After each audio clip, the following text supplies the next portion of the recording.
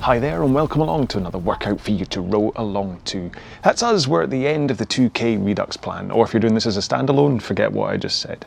It's week 5, session 6, which means that we're going to be basically recovering after the 2K time trial that we've done before, let everything flush through our muscles and really kind of think about how we got on and kind of assess what's changed in our bodies since we started the plan. It's all a big circular groovy thing, all right?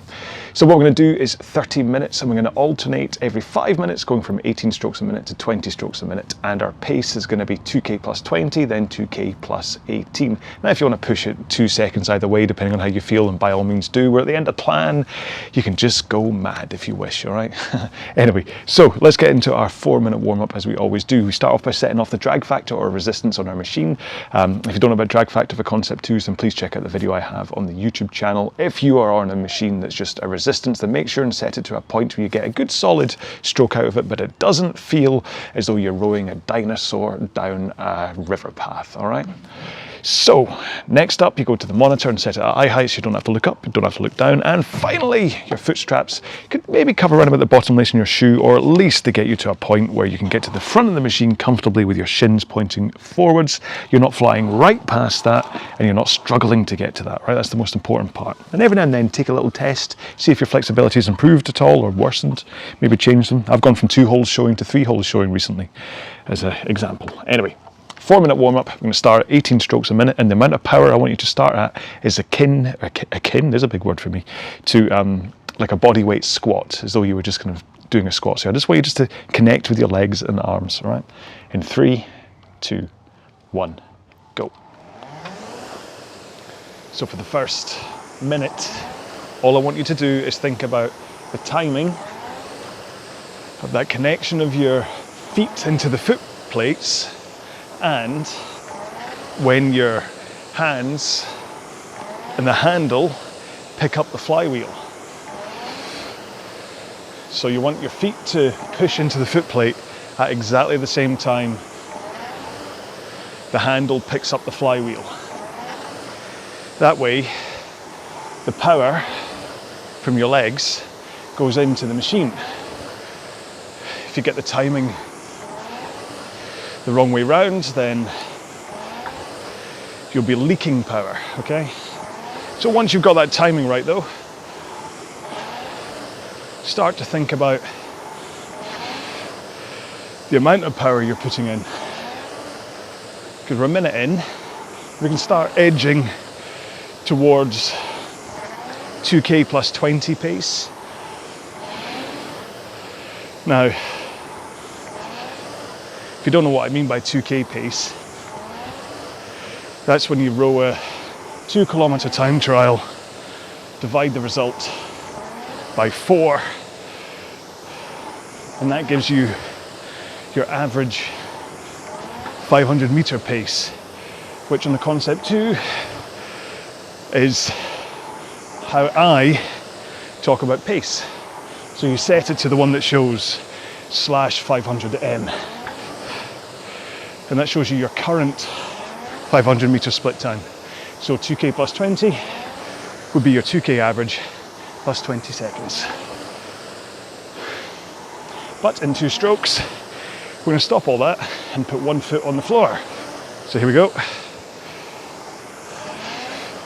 And continue rowing. Things shouldn't change that drastically. Apart from the fact, obviously, you've got 1 foot on the floor. But your rowing stroke should still be as smooth. You should still be as balanced. Maybe a few seconds slower, of course, but your world shouldn't have changed just because you had 1 foot on the floor. Swap feet. This helps with compression at the front. And it must be said, there's something about having 1 foot grounded on the floor that kind of guides the tempo and the rhythm of your stroke, if not your body positions. 1 more. Both feet in, legs straight, row with your back and arms.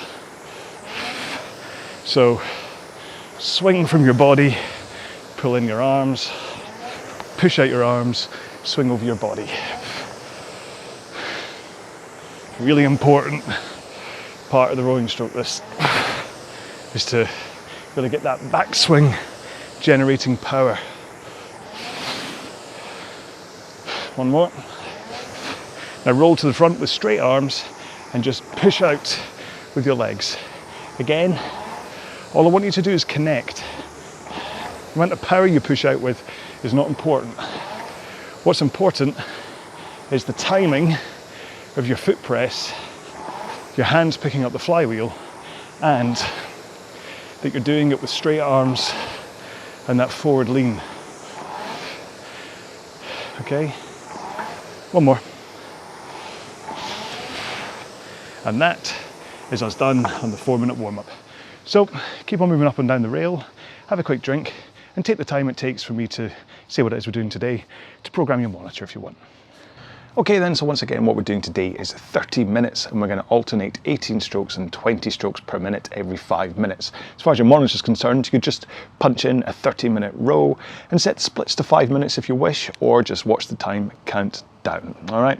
Pace-wise, we're going to do this at 2k plus 20 for the 18 strokes a minute and 2k plus 18 for the 20 strokes a minute. But as being as the last row of this plan, if you want to go a couple of seconds faster, you can. Or if you're still kind of tapped out after the 2k time trial and you want to go a couple of seconds slower, you can as well. Okay, this is just the little icing on the cake at the end, just to give you a chance to just glide through, reset everything, and then decide what you want to do next. Whether you go into another plan or just a bunch of standalone rows, who knows? It's up to you. So we're going to start off at 18 strokes a minute, 2k plus 20 pace. Follow me for the stroke rate, either on the video just by watching me, or on the podcast you can just listen to the whoosh of my stroke, okay? So here we go then, in 3, 2, 1, let's go. So, what I'm loving about today's row is that the very last one of the 2k Redux plan is back to being al fresco. They were outside in the blistering sun. I mean, blistering for Scotland, to be honest. It's actually only like 14 degrees, but for Scotland, this is peak summer. It's always like this mid-May when the school kids have their exams, stuck inside, trying to revise for your history exam or whatever, and the sun's outside beating down like this. Anyway, let's talk technique for a few minutes, and then I'm going to try and wrap up my rowing story. Compressed quite a lot into this last week, but it makes sense to finish it. So, technique. Let's get through it in a way that you can remember.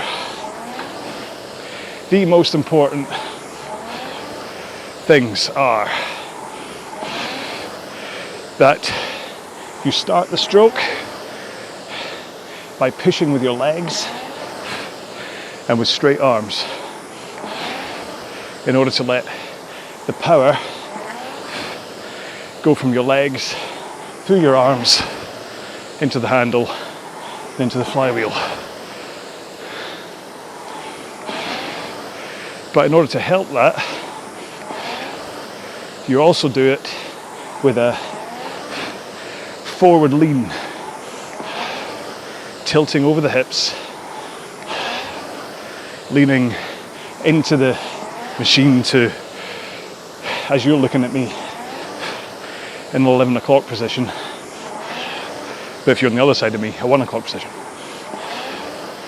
And then try to hold that forward lean for as long as possible. Get the majority of your leg drive into the machine with that forward lean, and then as your legs are about to come to an end, that's when you finally swing over your hips into the layback, the opposite angle. So from 11 o'clock to 1 o'clock, or 1 o'clock to 11 o'clock on the other side. And then finish nice and powerfully with a strong pull into your chest, right about sternum height. Squeeze your shoulder blades together and get a good strong finish out of the machine. Because you'll have heard, I'm sure, people saying, no, rowing is a pushing motion. It's all about pushing, it's not about pulling. No, no, no, don't pull.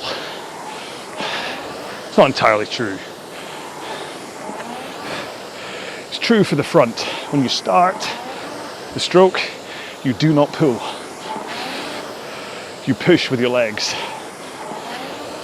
But as you get to the back of the stroke, to a finish, then I want you to pull.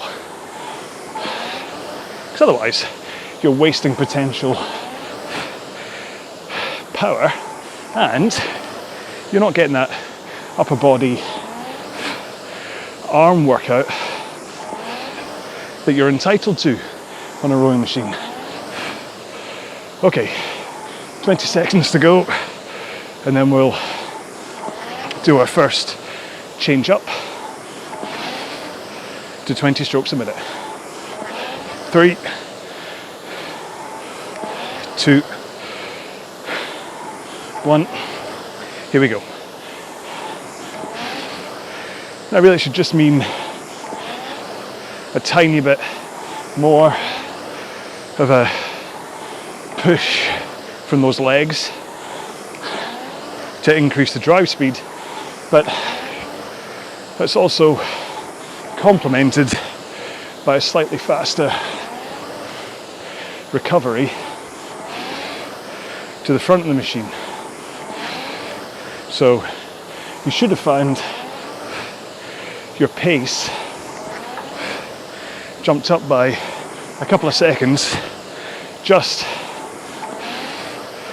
because you increased the stroke rate to 20 strokes a minute rather than 18. Like I say, the recovery is really important. So you've finished, pull the handle into your chest, and then instantly send it straight back out again at the same height and speed you brought it in at. Lightsaber noises coming up. Vroom, vroom. Okay? Vroom, vroom. Same pace. It's all about rhythm, baby. And then get those arms away, and then lean forwards, and then bend your knees. The faster stroke rates you get to, the more of a blur your arms, body, legs become. But at 18 strokes a minute and 20, you've got enough time to slow down and go arms, body, legs.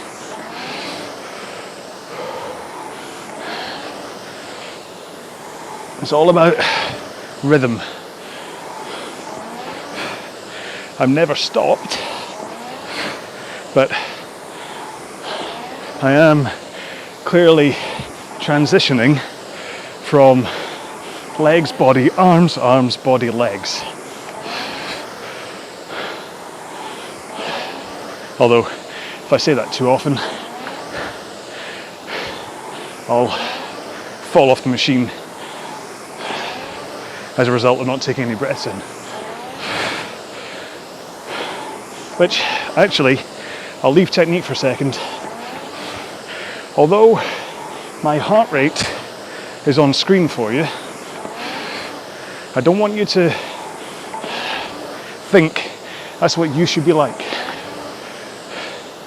It's there for reference of what I'm going through only. Because you have to remember,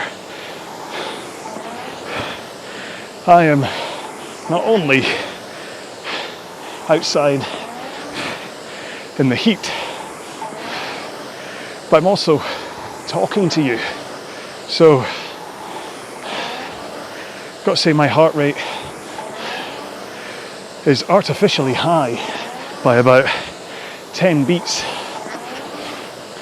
So don't worry about my heart rate, worry about your own. Anyway, arms, body, legs, and then that momentum shift should mean you effortlessly slide to the front of the machine, shins at vertical, and then push with your legs again.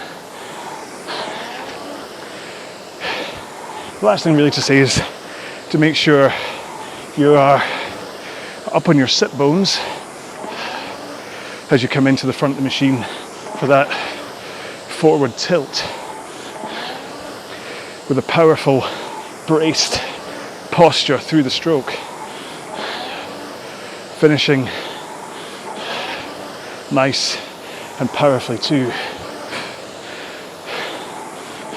You don't want your lower back to crumple and your tailbone to tuck under you. Stay on your sit bones. Okay, 3 strokes. 2, 1. Right, 18 strokes a minute. I'm going to take my feet out the straps, because that's the last thing to say about technique, is to get your legs down fully by the end of the stroke, and that you don't need to tug your feet off the straps in order to pull yourself back up the machine, back up the rail for the next stroke. That's why we do the arms body thing. It's all about momentum, and if you are tugging on those foot straps, because chances are your knees are popping up early and your tailbone is tucking under you. So just have a bit of a self-analysis as to what you're doing. And as I'm proving to you, you do not need to tug yourself to the front of the machine with your feet on the foot straps. Anyway, I've been through loads of my rowing history, and we'd ended with me getting the team world record for 100k. And then the next season kind of went as before, really. I'd rowed in the Scottish, won that, English, won that. Didn't do the British, but February 2017, I'd won gold at the English quite comfortably, and then the next weekend I was back in Boston for the 40 to 49 lightweight 2K, and this time I looked at the entry list and figured I might have a chance of bringing back some kind of metal. So back on planes again to fly to Boston, where luckily this time I had friends. So spent the day before just hanging around with my Fitness Matters buddies, talking rowing, what our plans were. There was a really nice breakfast put on by Concept 2 to welcome all the competitors. Such a different experience to the first time I'd gone to Boston and didn't know anyone. So, day before the race was quite subdued. Went out for a quiet dinner, being lightweight. I couldn't eat much, couldn't risk blowing my weight for the next day. So, anyway, comes the next day, weigh-in goes well. I'm not down to my pants again like I was for Devon. And then I just sat in the bleachers with teammates for like 3 hours or so, waiting for my race. Catching up with friends, watching, this time, a whole bunch of world people that I knew. Right, one more stroke. Up to 20 strokes a minute. Do hold that forward lean as you're driving. Really do think about straight arms, forward lean. Get that power into the machine. Don't bend your arms too early. You wouldn't water ski with bent arms. That said, you probably don't water ski. Anyway, so having come off the English champs so well, like I say, I fancied my chances. There's a couple of names I knew. One I figured would beat me. Luis, my Spanish friend, he was racing, but I'd never lost to him before, so. And then pretty much all the other names I either knew I could beat or didn't know. So race starts. We all warmed up in the pen before and then walk over to the machines. And I'm next to Luis. And then got a 18-year-old girl who's my timekeeper. She's like, do you want me to give you some coaching? I'm like, yep. If you see me fall below 140, start shouting. So, race starts. And I just don't feel good at all. Don't feel powerful. Don't feel comfortable. Trying all of my technique cues about handle up, head up, compression, focus, look straight ahead. But I just don't feel right. And then I see about 500 meters in, Luis is in front of me and I'm down in 5th. And I kind of do a mental checklist and just think, I don't have this in me. I can't speed up this time. And the girl sitting behind me is screaming, excuse the accent here, but she's like, you didn't come all the way from Scotland just to come fifth, man, come on, come on. Like really giving it proper motivational chat, but I just didn't have it. And it ended up, I think, memory serves, I was fifth, Luis was fourth, first time he'd ever beaten me. A couple of American guys were 1-2, and then Danny, Ryan, he also rode for Fitness Matters. I think he got third or second, can't remember. But I was just, it's the first time I'd ever not been able to perform. Every other race,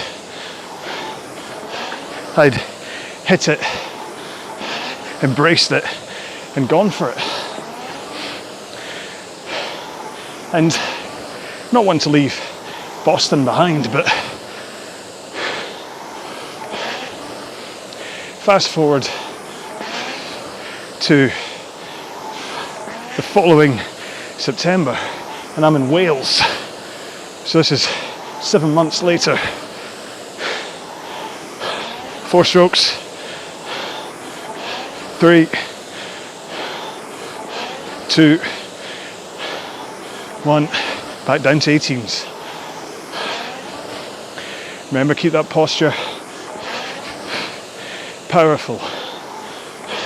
Up on your sit bones as you come forwards, and keep those sit bones connected even when you finish into that layback.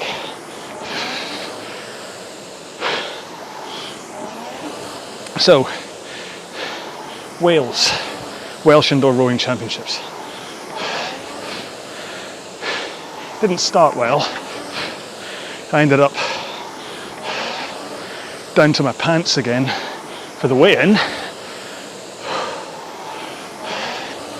as, well, hang on, 1 minute. I've skipped a major thing. Boston was February. 2 weeks later, I'm cooking dinner. Sausage pasta. It's a nice night, Thursday night. I'm in a good mood. I've got Van Halen on, Hot for Teacher, ready to do some cooking. And the knife isn't quite cutting through the sausage skin. So, knife sharpener out, which is like a knuckle duster.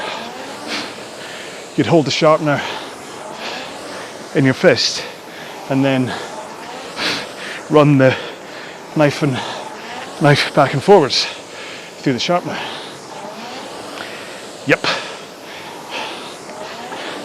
I had a boo-boo. The knife popped out of the sharpener and went bang right into my knuckle.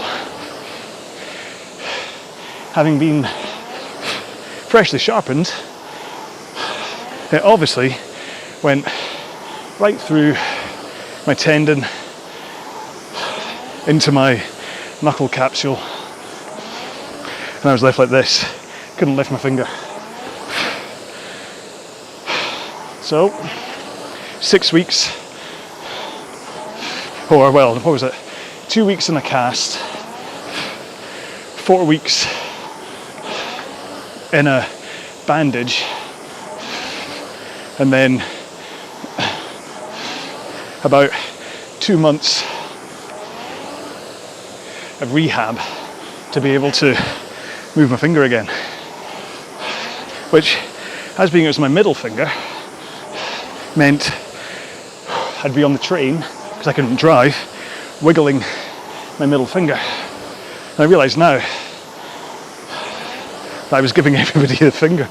Anyway, so, come July, I was rowing again, a little tentatively from a power point of view, because I wasn't too sure how strong my tendon was.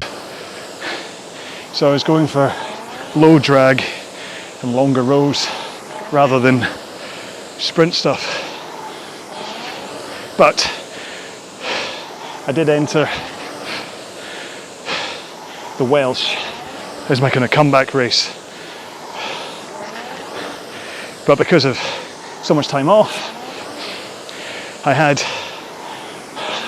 kind of put on a couple of kilograms, which is why, in order to make lightweight, I was once again standing on the scales in my pants.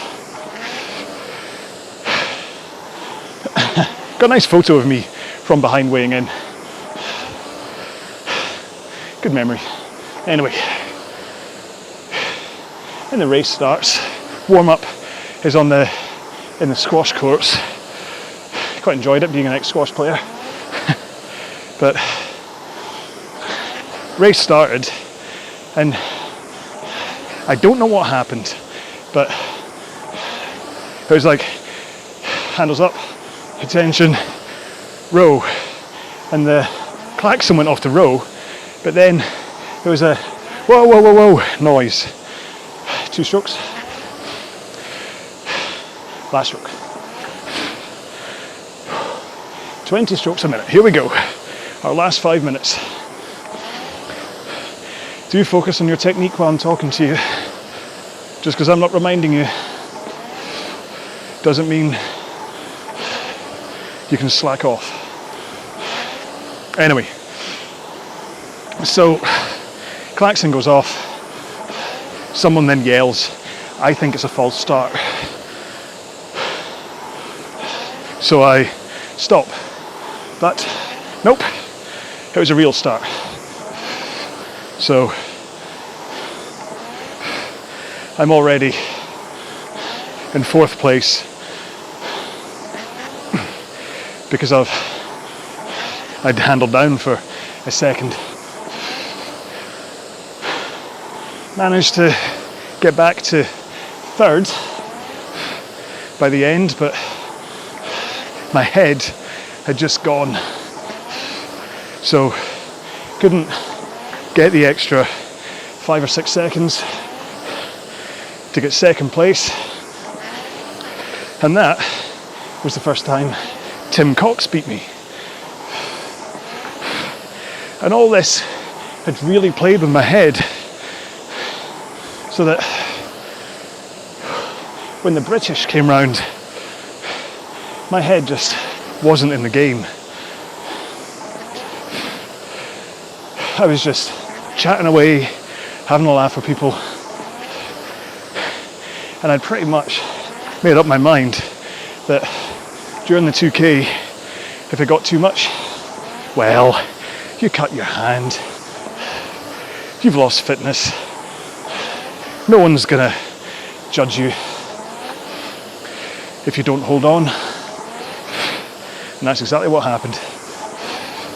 I'd lost it before I even rode a stroke, because I don't know, I think I was too scared to push, because it had been a while since I'd put myself in that position. I didn't want to aggravate my hand, and so along with my shorts, t-shirt and music, I'd already packed my excuse for why I was going to lose. I think I came in about 8th. So I kind of backed off, tail between my legs, didn't enter any more competitions and tried to fix myself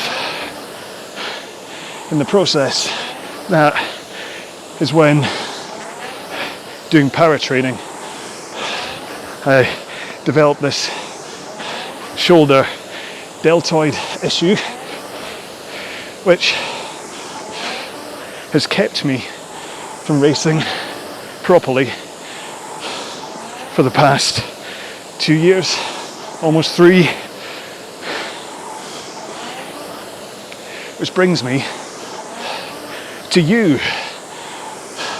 And that's why I make these videos for you, is that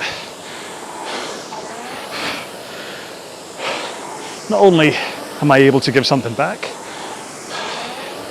by helping you, by putting out these sessions, but because I talk to you while I row, I can't overdo the power thing and damage my shoulder. So by rowing at like 90% of what I could be doing from a power point of view, hopefully this is helping to rebuild my shoulder without aggravating it. That said, it's been a couple of years and it still hurts. So don't actually know whether rowing is helping. But I know what I'm doing is helping you. So I'm not going to stop. 3, 2, 1. And that is kind of the end of my story. It brings me up to where we are now. I tentatively try going back into races, like doing the Scottish 500 last year and coming in and getting second place. But then my head went again for the British. So very much have to work on my shoulder and my head, and part of that is because I haven't done these races for so long now, they've become the boogeyman, where I fear the 2K. There's nothing to fear about 2K, it's just hard work. But it becomes this bigger thing. So that's what I need to work on, as well as trying to work out what I've done to my shoulder, whether weights will help it, whether just light rowing will help it, and all that stuff. So, but I can row quite comfortably, so that's a good place to be, really, isn't it? Right, let's jump into a 2-minute cool down. I'm going to keep my feet out of the straps. We're going to go in 3, 2, 1, go. Similar to the warm-up, just 18 strokes a minute.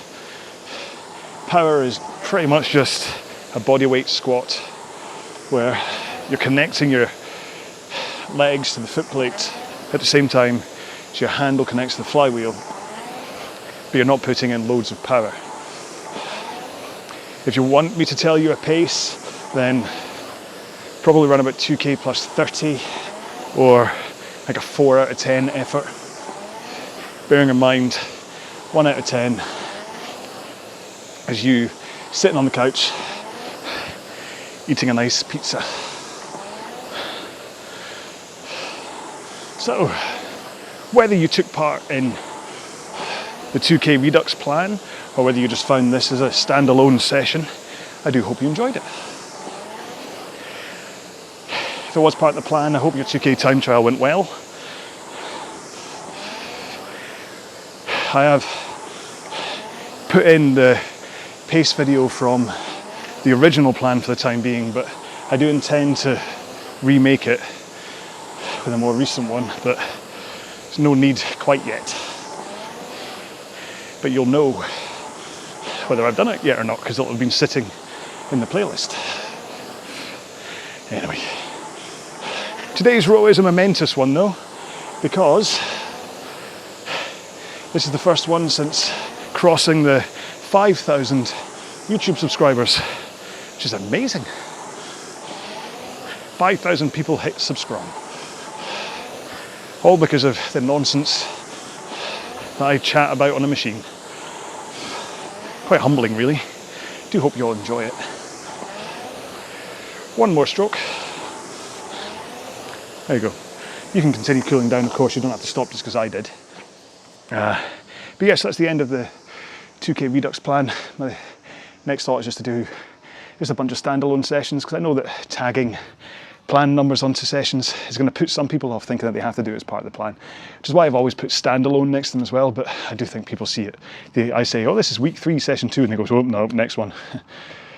So I'll do a few standalone ones, and then I did have a plan. And then eventually, maybe in a few months' time, I'm going to do some super long rows, like a 3-hour and a 4-hour row, and I might kind of build all that around a half marathon plan and stuff. But anyway, we'll see what happens. It's all up in the air right now. Anyway, so thank you so much for being part of the 2K Redux plan, or a series of standalone rows, or just putting up with me, to be honest. I mean, I wouldn't want to have listened to my entire life story, and I was there. Anyway, so